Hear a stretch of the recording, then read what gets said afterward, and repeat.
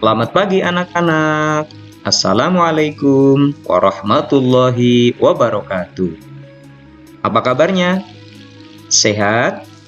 Tentunya sehat. Anak-anakku yang kami banggakan, anak-anakku yang hebat. Marilah kita ikuti kegiatan pelajaran pada hari ini. Namun sebelumnya, alangkah baiknya mari kita berdoa kepada Allah Subhanahu wa taala, mohon petunjuk, mohon kemudahan untuk melaksanakan kegiatan-kegiatan pada pagi hari ini. Berdoa mulai.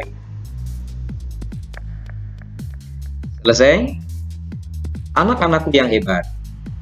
Pagi ini kita akan mempelajari pelajaran atau pembelajaran ke-1 pada subtema ketiga. Untuk lebih tahu lebih lanjut, mari kita ikuti bersama. Oke? Anak-anakku yang kami banggakan, tujuan pembelajaran hari ini adalah melengkapi kalimat sehingga menjadi kalimat perintah KD 3.1 Bahasa Indonesia. 2. Membaca kalimat perintah yang sudah dibuatnya Bahasa Indonesia KD 4.1.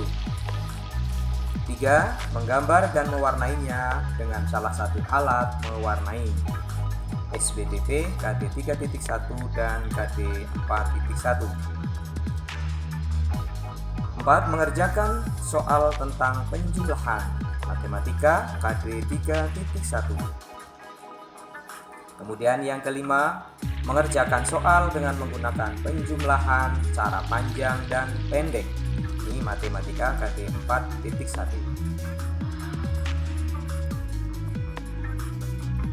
Anak-anakku yang kami banggakan,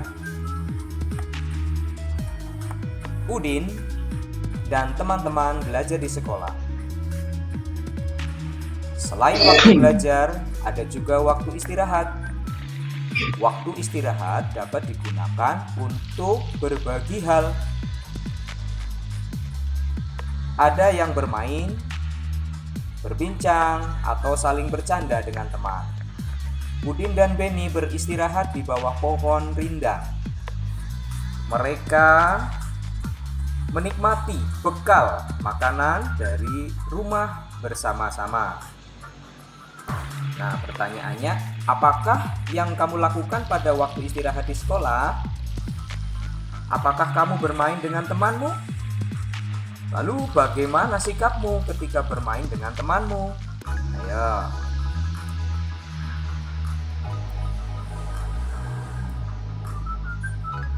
Bekal makanan yang dibawa Udin disiapkan oleh ibu. Ibu menyuruh Udin untuk berbagi dengan teman di sekolah. Nah, inilah percakapan antara ibu dan Udin. Mari kita simak bersama-sama. Bagilah bekalmu dengan teman-temanmu ya, Din. Baik, Bu. Mengapa kita sebaiknya berbagi dengan teman, Bu? Berbagi menunjukkan sikap rukun. Bawalah tempat bekalmu kembali ya. Nah, itu kata ibu. Inilah percakapan antara Udin dan ibu tentang bekalnya. Oke, anak-anak yang hebat, mari kita lanjutkan.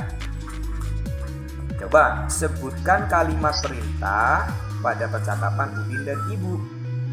Yo, siapa yang bisa? Iya, betul sekali. Bagilah bekalmu dengan teman-teman ya, Din. Ini adalah kalimat perintah. Adakah kalimat perintah yang lain di dalam percakapan ini? Nah, coba kalian cari ya. Masih ada lagi. Untuk memahami lebih lanjut, mari kita lanjutkan pelajaran hari ini.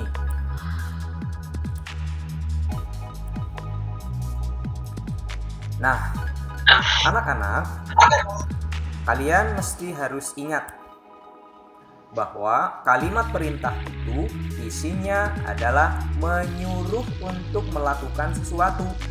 Ya, jadi kalimat perintah itu isinya menyuruh untuk melakukan sesuatu. Yang kedua, kalimat perintah itu diakhiri dengan tanda seru. Nah, itu ya. Nah, harus kalian ingat. Nah, agar kalian bisa menemukan ataupun menuliskan kalimat perintah, harus tahu ciri-cirinya atau tanda-tandanya ya. Baik. Perhatikan contoh berikut. Masuklah ke kelas setelah bel berbunyi. Nah, ini adalah kalimat perintah. Apakah kalimat tersebut isinya menyuruh? Betul sekali, menyuruh untuk masuk ke kelas. Kemudian di akhir kalimat apakah ada tanda seru? Betul sekali. Coba kita perhatikan contoh berikutnya.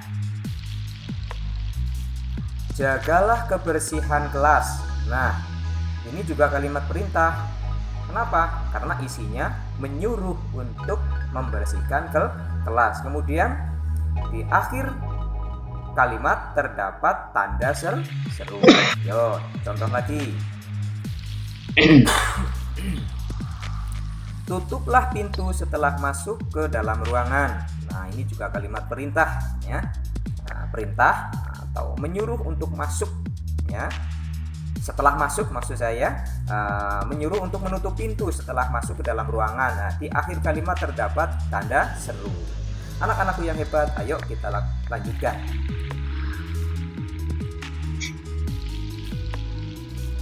Di kelas, siswa sedang belajar menggambar. Udin, Edo, dan Siti menggambar dengan alat yang berbeda.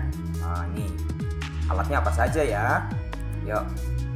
Nah, Udin ternyata menggunakan apa itu? Iya, pensil warna. Kemudian Edo menggunakan alat apa ya? Spidol, betul. Kemudian Siti. Wah, Siti ternyata menggunakan krayon.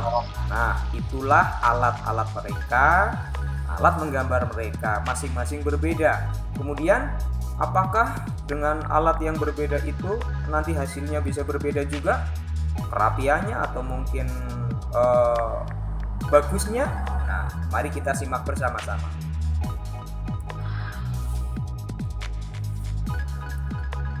Nah, coba perhatikan gambar berikut. Tadi yang pertama adalah Edo, Udin, dan Siti. Nah, pasangkan siswa dengan hasil gambarnya yang sesuai. Artinya sesuai dengan alatnya masing-masing. Jika Edo tadi, nah alatnya apa? Alat gambarnya. Ya, kemudian Edo alatnya apa? Kemudian Siti alatnya apa? Terus hasilnya bagaimana kira-kira? Oke? Yuk coba kita perhatikan bersama-sama. Atau anak-anak ada yang tahu? Ya coba. Ya tentunya spidol bisa lebih rapi. Kira-kira mana di antara gambar tiga yang lebih rapi? Yang paling rapi atau sangat rapi? Iya betul sekali. Ternyata punya Edo gambarnya sangat rapi. Kenapa? Karena alatnya menggunakan spidol. Kemudian punya Edo gimana?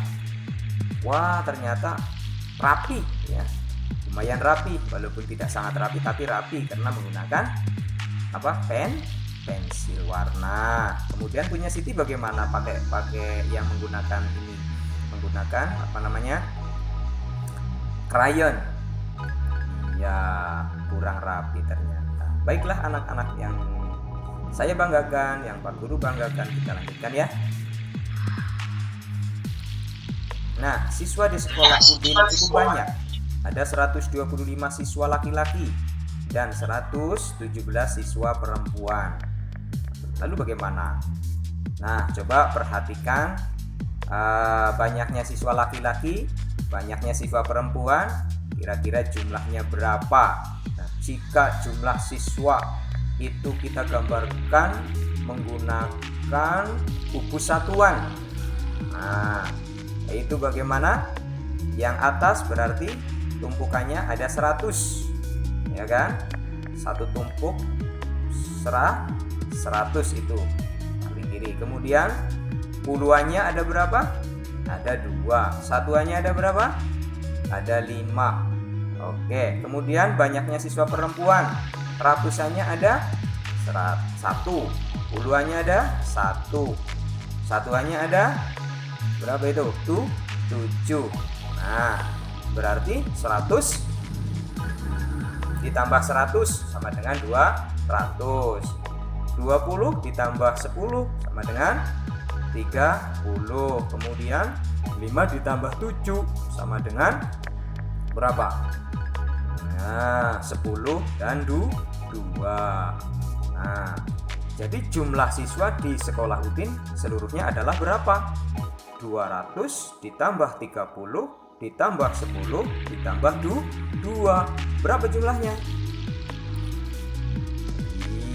Iya, 242. Anak-anakku yang hebat, yuk kita lanjutkan. Penjumlahan juga dapat dilakukan dengan cara panjang atau pendek. Yuk kita pelajari bagaimana penjumlahan cara panjang. Nih contohnya, yuk kita belajar bersama ya. 125 sama dengan 100 ditambah 20 ditambah 5. 117 sama dengan 100 ditambah 10 ditambah 7. Yuk kita jumlahkan bagaimana? Siapa yang tahu? Nah, ternyata seratusannya ada 2, jadi 200. 20 ditambah 10 30. 5 ditambah 7 12. Nah, jadi sama dengan 200 ditambah 30 ditambah 10 ditambah 2. Hasilnya? Iya, 200 ditambah 40 ditambah 2. Kemudian hasil akhirnya adalah 242. Ya, anak-anakku yang hebat. Kita lanjutkan. Kemudian yang cara pendek. Bagaimana cara pendek? Coba kita perhatikan bersama. 125 ditambah 117.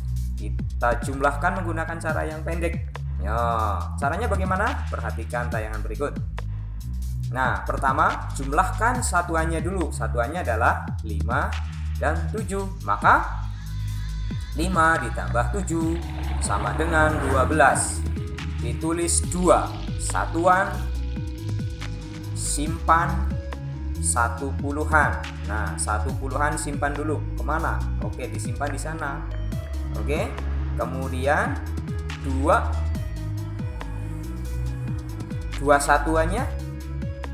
satuannya diletakkan di mana? Nah, diletakkan di sini. Oke, selanjutnya bagaimana? Nah, jumlahkan puluhannya. Nah, sekarang puluhannya ada 2 dan 1, 2 dan 1. Maka 1 ditambah 2 ditambah 1 sama dengan 4. Nah, angka 4 ini diletakkan di bawah urutan puluhan. Oke, selanjutnya jumlahkan ratusannya. Ratusannya ada berapa? 1 dan 1. Maka 1 ditambah 1 sama dengan 2. Nah, angka 2 ini diletakkan di bawahnya ratusan. Nah, di sana itu tempatnya. Tuh, iya. Oke. Baik anak-anakku. Jadi, hasil dari 125 ditambah 117 dengan cara pendek adalah 242. Nah, betul sekali. Itu yang Pak Guru sampaikan. Siapa yang nanti belum paham bisa bertanya dengan Pak Guru. Oke? Untuk sementara sekian dulu. Saya akhiri. Billahi taufiq wal hidayah. Wassalamualaikum warahmatullahi wabarakatuh. Sekian dan terima kasih dan tetap semangat.